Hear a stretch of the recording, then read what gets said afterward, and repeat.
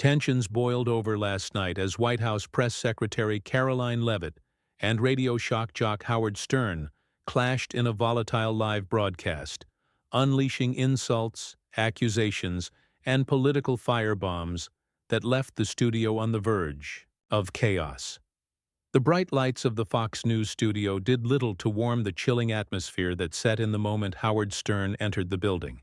It was meant to be a spirited debate, a collision of two very different worlds. But what unfolded instead was an all-out war of words, a high-stakes confrontation that crackled with contempt from the opening seconds.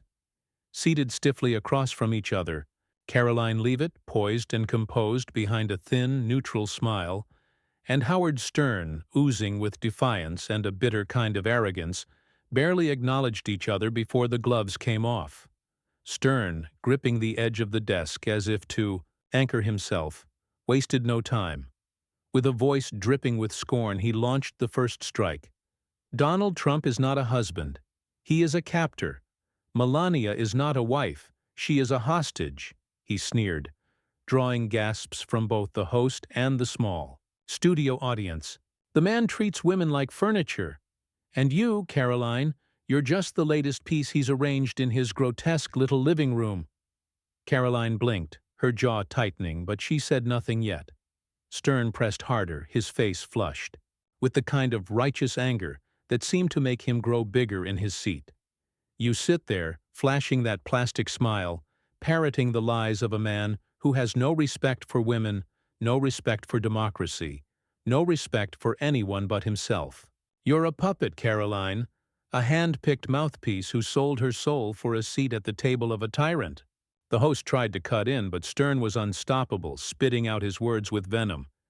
You're not a voice for the people. You're an accessory to the downfall of America. The room crackled with a charged silence as Stern finally leaned back, daring her to respond. Karoline took a slow breath, her hands folded calmly on the desk. She stared directly at Stern, her gaze unwavering. "Howard," she said, her voice cutting through the tension like a scalpel, "you sound less like a commentator and more like a man who is completely unhinged by his own bitterness." She leaned forward slightly, her tone sharpening. "You do not know Donald Trump. You certainly do not know Melania Trump. And you have absolutely no right to project your broken worldview onto a marriage you could never understand." Stern let out a mocking laugh, but Karoline didn't flinch. "I am not a puppet. I am a representative of the American people who are tired of being mocked, belittled, and silenced by elites like you," she said, each word landing with calculated precision. "Your attempt to humiliate me says more about you than it ever could about me." The tension surged as Stern's laughter twisted into something darker, his face reddening. He leaned back in, jabbing a finger at Karoline. "You're too young to understand the game you're playing," he snarled. "You think you're a leader? You're a child thrown into a lion's den by a man who will toss you aside when you stop being useful." Karoline smiled thinly, her confidence only growing. "If standing up for American values makes me a child, Howard, then I would rather be youthful and courageous than old and bitter." The crowd behind the cameras stirred, some muffled gasps, others shifting in their seats. It was clear the momentum was shifting. Stern sensed it too, and it only made him angrier. He slammed his hand on the desk, making the microphones tremble. "You're being used," he roared. "You'll be nothing more than a footnote in the disgrace that is Trump's America." Karoline sat back, unfazed. "History will remember who stood firm and who lost themselves to hatred," she said smoothly. The host, caught between wanting to intervene and not daring to interrupt the firestorm unfolding before him, hesitated. And then Stern escalated. His voice, hoarse now from rage, threw out one last desperate insult.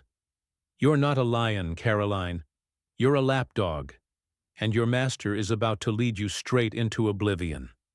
For a moment the words hung heavy in the air. The entire studio seemed to freeze, the cameras catching every twitch, every flash of emotion across Karoline's face.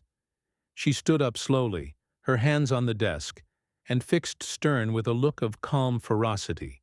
"You mistake loyalty for weakness," she said. "You mistake principle for submission. But worst of all, Howard, you mistake your own bitterness for wisdom." The studio was electric, the tension unbearable, but no one moved. The audience, the host, the crew, all of them trapped in the magnetic pull of the confrontation. And Stern, eyes wild, looking cornered for the first time that night, began to rise from his chair. For a split second it looked as if the thin line between verbal warfare and physical chaos might snap entirely. He loomed over the desk, face contorted with rage, pointing an accusatory finger directly at Karoline Leavitt. "You sit there preaching about principle," he spat, his voice cracking under the strain of his anger. "But you're just another hired gun for a con man who's fooled half this country into thinking he's a messiah." Karoline remained seated, her posture straight, her chin lifted with an almost surgical calm. Her expression was unreadable, which only seemed to feed Stern's unraveling fury. The cameras zoomed in, capturing every nuance of the confrontation, in brutal detail. "You think you're special?" Stern hissed, towering over her. "You're just a kid in over her head, dressed up by handlers who see you as expendable. You're their puppet. When the show's over, when Trump falls, and he will, you'll be nothing. Forgotten." Karoline's lips parted slightly, not with fear, but with something dangerously close to a smirk. She spoke, her voice low and unshakable. "You mistake my age for ignorance, Howard," she said. "But it is you who are stuck in the past, clinging to a dying narrative that the American people are rejecting more and more every day." The host shifted uncomfortably in his chair, glancing nervously between the two as if calculating whether to intervene. But Karoline was gaining momentum now, her words hitting harder with every syllable. "You rage against Donald Trump because he reminds you of everything you failed to become," she said, her voice rising just enough to slice through Stern's growling interruptions. "You mock his marriage because you cannot comprehend loyalty. You belittle me because you fear a generation you cannot control." Stern recoiled slightly, the words landing harder than any insult he had hurled that night. His face twisted, searching, desperately for a counterattack, but Karoline was not finished. "I do not answer to you, Howard Stern," she said, her voice sharp as a blade. "I answer to the millions of Americans who are sick of being shamed, sneered at, and silenced by people like you." The room erupted into a stunned, charged silence. Somewhere in the corner a producer waved frantically at the host, signaling for a commercial break, but the host hesitated. No one wanted to cut away. This was the kind of confrontation that people would be replaying for days, if not weeks. Stern, breathing heavily, leaned over the desk, his hands gripping the edge as if trying to physically hold himself together. "You don't represent anyone," he barked, the words sounding more desperate than dominant. "You represent a cult. You represent fear and ignorance dressed up in a red hat." Karoline leaned in, her expression composed and lethal.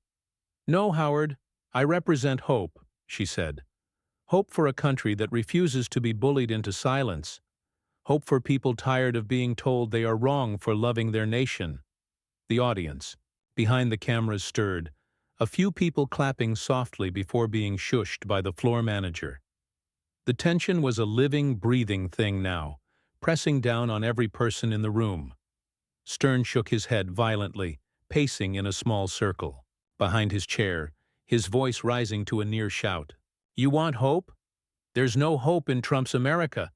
There's only lies, greed, and ignorance." Karoline watched him with a calm that almost seemed to mock his flailing rage. She waited until he was facing her again before responding. "There is no hope in hatred either," she said. "And right now, Howard, you are its loudest messenger." For a moment Stern just stood there, breathing hard, his face flushed deep red. He opened his mouth, but no words came out. Instead, he grabbed his chair, yanked it roughly back toward the desk, and slammed himself into it with a loud thud. The host jumped in, voice quivering with tension. "All right, let's..." Let's just try to bring it back a bit here, he stammered, attempting to regain control. We have a lot to cover tonight But Stern cut him off with a savage wave of the hand. No, he barked. No more softball questions. No more pretending. Turning back to Karoline, he jabbed a finger in her direction once again. You're nothing but a poster girl for oppression. A friendly face to soften the blow when they rip this country apart, piece by piece. Karoline didn't blink. She leaned slightly forward, her voice quiet but crackling with intensity. If telling the truth is oppression to you, Howard, then maybe you were never really free to begin with. The host paled, sensing the confrontation, spiraling far beyond the bounds of any planned broadcast. He shifted papers around nervously, trying to manufacture a distraction, but the gravity between Karoline and Stern was inescapable. Stern slammed his palm on the desk again. Harder this time, rattling glasses and microphones. You don't get to lecture me about freedom, he roared. I built my career on saying what no one else would. And now, Karoline shot back instantly, you're throwing tantrums because others have found the courage to say what you will not. Stern's mouth hung open for a fraction of a second, stunned into silence. His hands balled into fists on the tabletop, his chest heaving. The host tried once more to step in. Maybe, the host said weakly, we can take a step back and have a more productive discussion. But Stern was finished. He stood up abruptly, knocking his chair backward with a crash that echoed across the studio. The crew flinched, the cameras wobbling slightly as operators adjusted to keep him in frame. You're a fraud, he yelled at Karoline, his voice cracking with rage. A fraud, and history will forget you. Karoline remained seated, her smile cool, devastating in its serenity. I'm not here for history's approval, she said. I'm here for the American people. Stern sneered at her one last time, his face twisted with pure contempt. Then, without another word, he turned and stormed off the set, leaving behind only the echo of his heavy footsteps and the stunned silence of everyone who had witnessed the explosion. The cameras stayed locked on Karoline, who simply sat there, composed and unbroken, as the host fumbled for words, trying to salvage the segment. But it was already too late. The clash had already become legend. Inside the studio, the aftermath felt like the air had been sucked out of the room. Staff members scrambled behind the scenes, whispering furiously into headsets, adjusting camera angles, trying to mask the undeniable truth that the broadcast had spiraled far beyond any plan. The host sat stiffly, papers trembling slightly in his hands, eyes darting nervously between the production booth and the woman still seated across from him. Karoline Leavitt. She hadn't moved.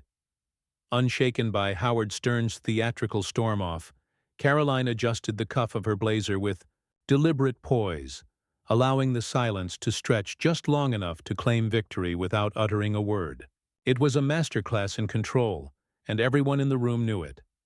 Finally, the host coughed lightly, forcing a smile that was more grimace than grin. Well, he said awkwardly into the camera, as you can see, tensions are high tonight. He chuckled dryly, desperate to bring the energy back to something manageable. But Karoline leaned forward, her voice slicing clean through his forced levity. You know why the tensions are high? She said, locking eyes with the camera. Because people like Howard Stern have spent years demonizing half of America without ever facing real accountability. The control room flashed a desperate signal to the host to cut to commercial, but he froze, trapped by the force of what was happening live before millions. He gestured limply, giving Karoline the floor without even meaning to.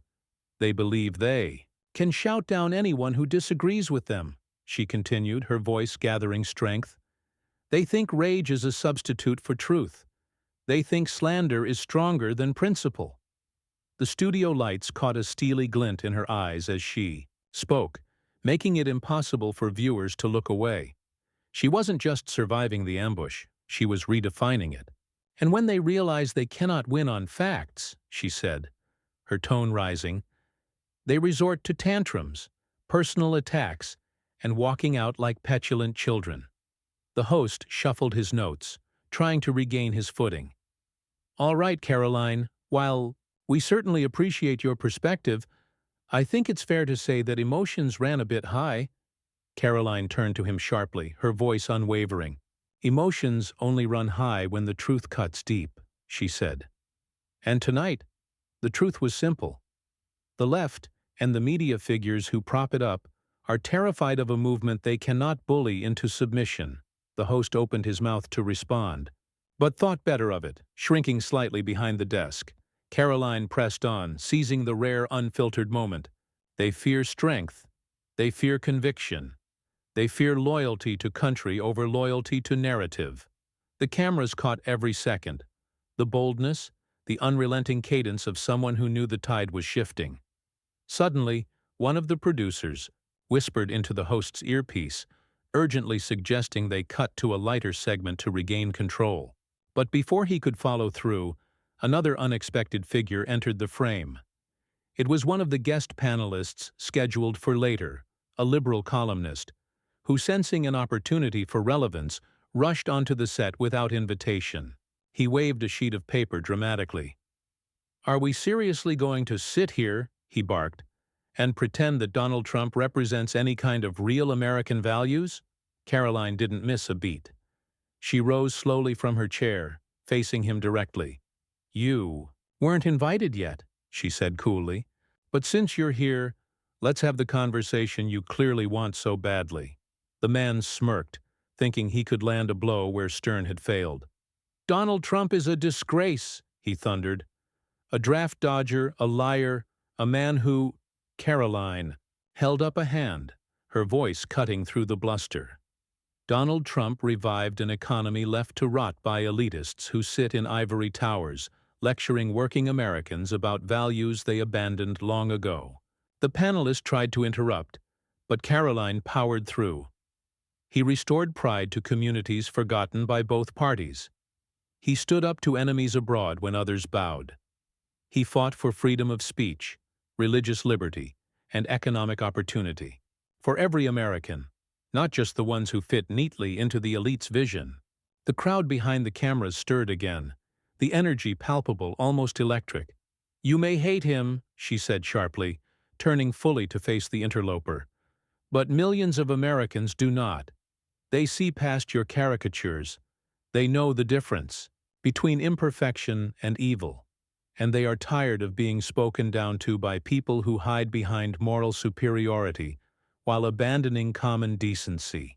The panelist faltered, eyes darting nervously to the host for rescue. But the host, paralyzed by the moment, offered none. Karoline took a final step forward, now standing at the very edge of the desk. Her voice dropped to a low, searing intensity. "You do not get to erase them. You do not get to shame them into silence. And you will not stop them."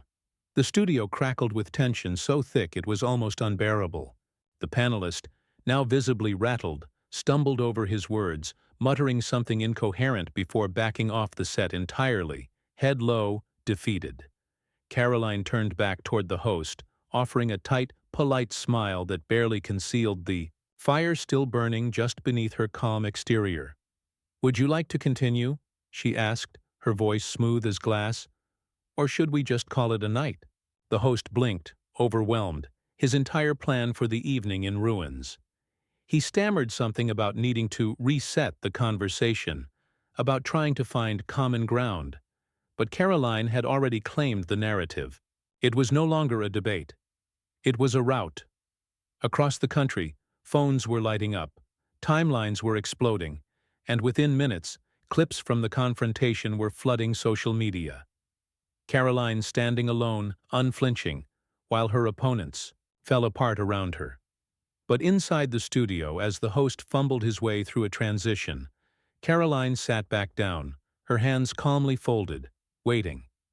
The battle was not over. She knew there would be more to come, and she was ready for it. Phones were already vibrating against the polished surface of the desk when the cameras cut briefly to a wide shot.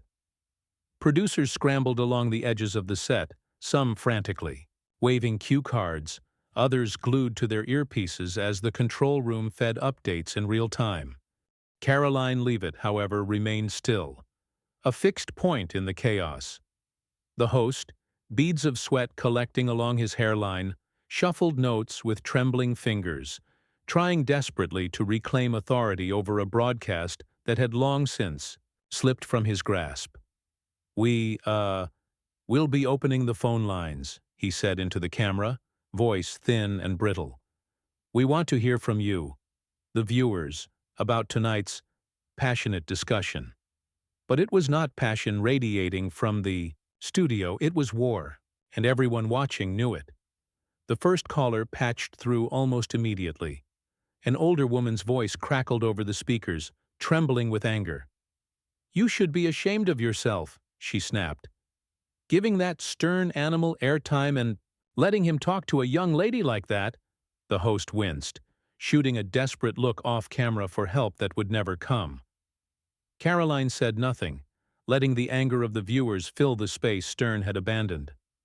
Another call connected.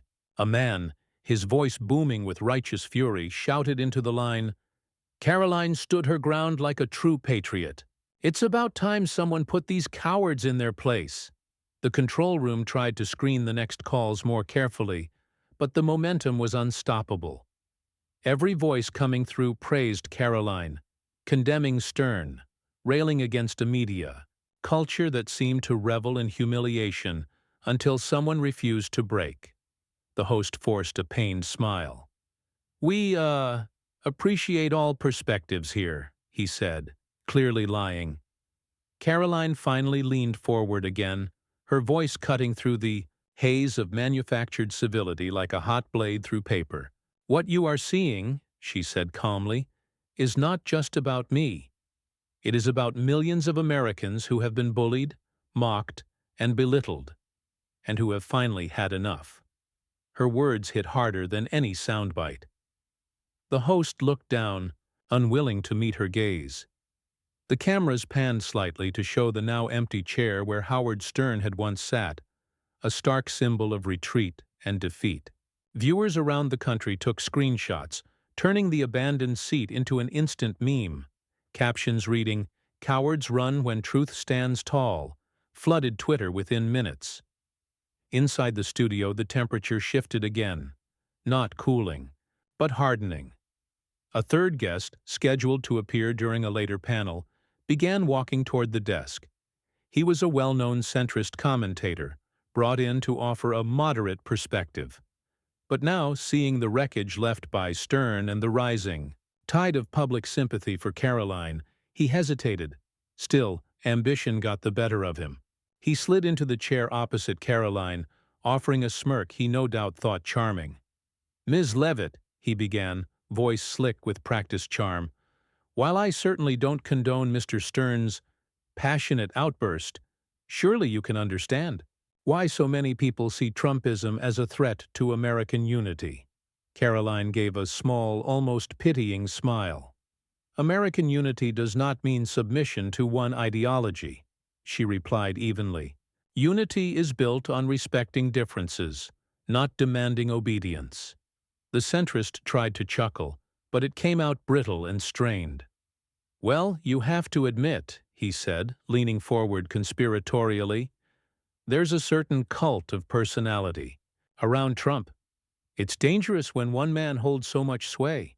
Karoline didn't hesitate. "The only danger," she said, "comes from those who fear the people's voice when it refuses to align with their own." The studio tightened again, the air almost humming with electricity.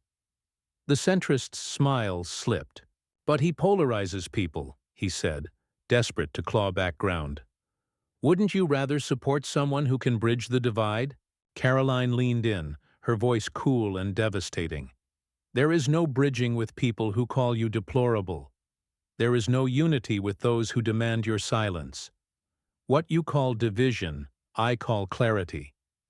We know who stands with us and who stands against us." The centrist blinked, visibly rocked by the bluntness. Outside the glass walls of the studio, Karoline could see a small crowd beginning to form. Reporters, producers, even bystanders drawn by the buzz of what was happening. Live on the air. Some had phones raised, filming through the windows, trying to capture the storm unfolding inside.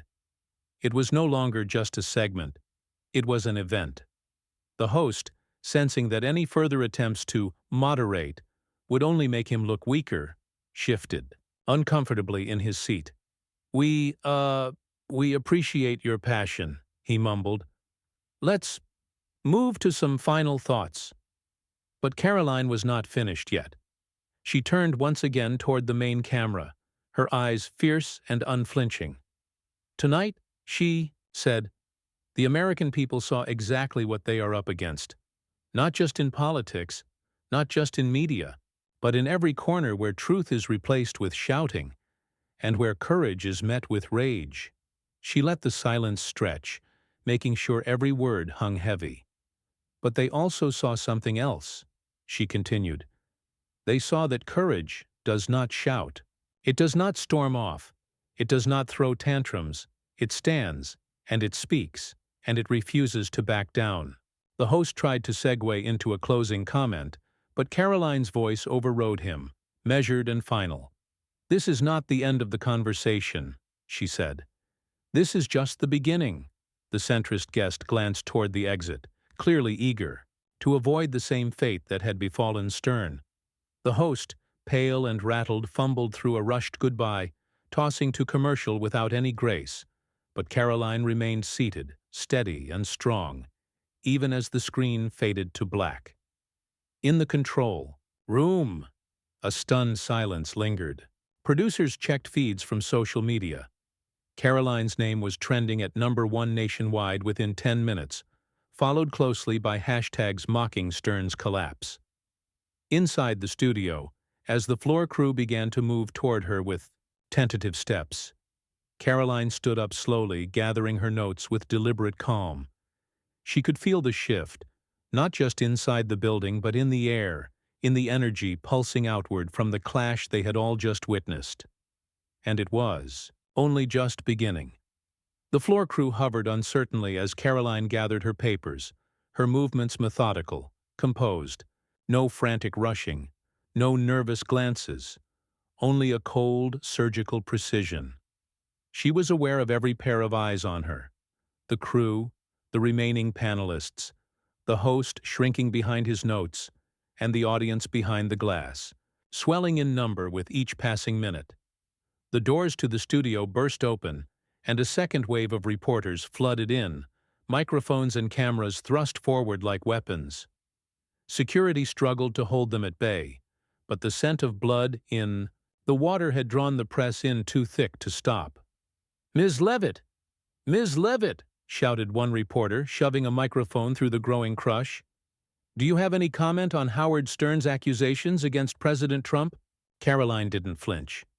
She straightened, tucked her notes under her arm, and moved towards the gathering storm with the unhurried grace of someone walking to her own coronation. She stopped just inside the studio doors, the cameras flashing wildly, capturing the sharp gleam in her eyes.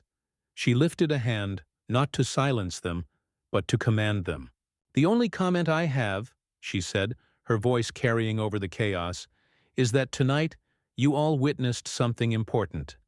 The reporters stilled, a ripple of sudden quiet running through the room. "You saw the fury of a political class that believes dissent is treason. You saw the collapse of arrogance when met with conviction. And you saw that truth does not yield to anger." Her voice remained calm, measured, not shouting over the noise, but cutting through it with devastating clarity. "As for Howard Stern," she said, her gaze steady, "I hope he finds peace in whatever corner he stormed off to. But he will not find it in silencing those who refuse to kneel." One of the reporters, emboldened by the pause, shouted, "Are you saying you won tonight?" Karoline allowed herself the faintest smile. "This was never about me winning," she said. "It was about showing the American people that they are not alone, that they still have a voice, that they still have fighters." She turned without another word, the flashing bulbs exploding behind her as she strode confidently down the corridor. The cameras followed her exit, the image searing itself into the live feeds pouring into homes across the country. A figure of unbroken composure walking, away from the wreckage left behind. Outside the studio, the scene had erupted into near bedlam. Protesters, supporters, and curious onlookers crowded the sidewalks, waving signs and shouting. Some screamed insults. Others chanted her name. The streetlights bathed it all in a strange, flickering glow, as if history itself had paused to watch. Karoline's security detail moved to flank her, but she held up a hand, signaling them to ease back. She wanted the walk to the waiting car to be visible. A final act of defiance in the face of a culture that demanded she be rattled, shaken, or silenced. As she descended the steps of the building, a group of stern loyalists jeered from across. "The barricades! Trump's puppet!" one woman screamed, hoisting a sign overhead. Karoline paused at the bottom of the steps, facing the noise. For a long, searing moment, she simply stared at them. Not with anger, but with a cold, unblinking certainty that rattled them far more than any shouted insult could. Then, without a word, she turned, entered the black SUV waiting at the curb, and shut the door behind her with a final, satisfying click. Inside the car, her phone was already vibrating uncontrollably. Messages poured in. From conservative heavyweights, from grassroots leaders, even from disaffected moderates who had found in her performance a strange new hope. "You're trending above Howard Stern, Biden, and the NFL," her aide said, not hiding, the awe in his voice. Karoline leaned back against the seat, finally allowing herself a breath. The adrenaline still pulsed faintly under her skin, but it was a controlled burn now, not the wild fire of the moment. She scrolled briefly through her feed. Clips of Stern storming off were being replayed with brutal efficiency. Hashtags like "Karoline crushes Stern" and "Stand Tall America" filling every corner of the internet. Pundits who had spent months dismissing her as too young and too green were scrambling to reassess. Even Howard Stern's loyal followers were fracturing, some defending him, others questioning his meltdown. And while Stern's image spiraled into mockery and memes, Karoline soared, reframed in real time not as a puppet, but as a voice, fierce, clear, and unafraid. The aide leaned forward, voice low. "The White House just called," he said. "The president watched it live. He wants to talk." Karoline nodded once, pocketing her phone without ceremony. Her eyes drifted to the darkened windows of the SUV as it pulled into the night, the city lights, blurring into streams of white and gold. She thought back to the moment Stern had risen from his chair, red-faced and roaring, convinced he could bulldoze her with the force of his outrage. Thought about the way he had shattered himself against her calm. It had not been a confrontation he lost. It had been a mirror he could not survive. And now, it was done. Howard Stern would wake tomorrow to a world he no longer controlled, one where his brand of angry elitism seemed tired, brittle, and increasingly irrelevant. The story of the night wasn't his tantrum. It was her defiance. Karoline Leavitt, at just 27 years old, had seized a place in the bloodstream of American politics that few ever touched, not by screaming louder, not by walking away, but by standing, steady, certain, and immovable, when the storm tried to tear her down. The SUV turned onto the freeway, the city skyline fading behind her. Ahead there would be more battles, more moments of confrontation and fury. But tonight, the message was clear. In a nation starved for authenticity, strength had found a new face, and the American people had found a new voice.